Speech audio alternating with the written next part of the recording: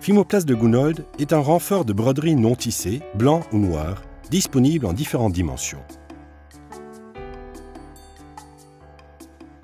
Fimoplast permet la fixation des étoffes par simple pose, sans avoir à les maintenir dans un cadre.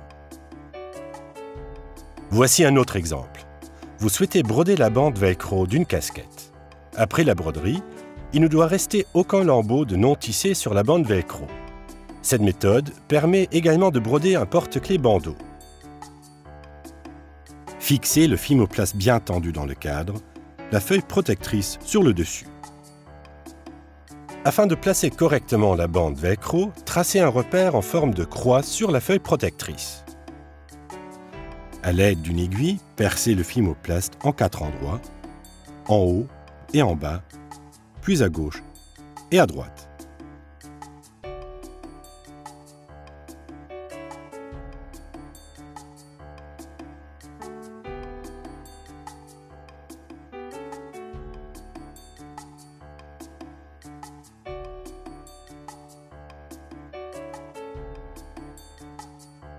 Ce repère vous permettra ensuite de placer correctement le tissu à broder.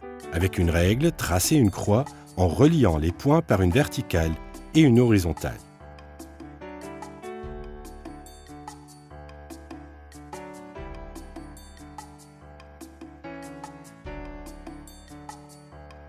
À l'étape suivante, pratiquez une fine incision dans la feuille protectrice du Fimoplast et enlevez le papier qui protège la face adhésive du non tissé. Découpez dans le Fimoplast un trou un peu plus large que la bande velcro. Prenez 2 morceaux de ruban adhésif double face que vous avez préalablement découpés. Collez les morceaux de ruban adhésif des 2 côtés du trou, ce qui permettra de maintenir fermement la bande velcro et d'éviter que le tissu ne se mette à trembler pendant la broderie. Maintenant, prenez une casquette et placez la bande velcro sur le trou en ajustant la bordure de la bande sur la ligne horizontale du repère, puis pressez fermement les extrémités sur le ruban adhésif. Ensuite, placez le cadre dans la machine, positionnez l'aiguille sur le point de départ et brodez votre motif.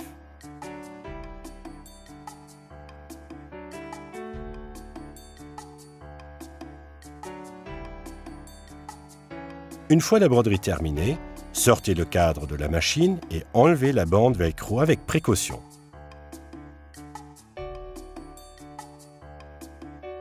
Ensuite, prenez une nouvelle casquette, placez la bande velcro sur le trou en ajustant la bordure de la bande sur l'horizontale du repère et pressez fermement les extrémités sur le ruban adhésif. Remettez le cadre à broder dans la machine et commencez votre deuxième série de broderies.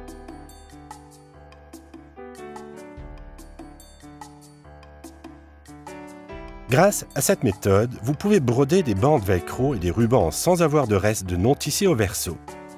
Le résultat est net et la bande velcro a gardé toutes ses propriétés adhérentes. De cette manière, vous pouvez broder en suivant un grand nombre de bandes velcro. Fixer, broder, retirer. Et ainsi de suite jusqu'à ce que vous ayez terminé.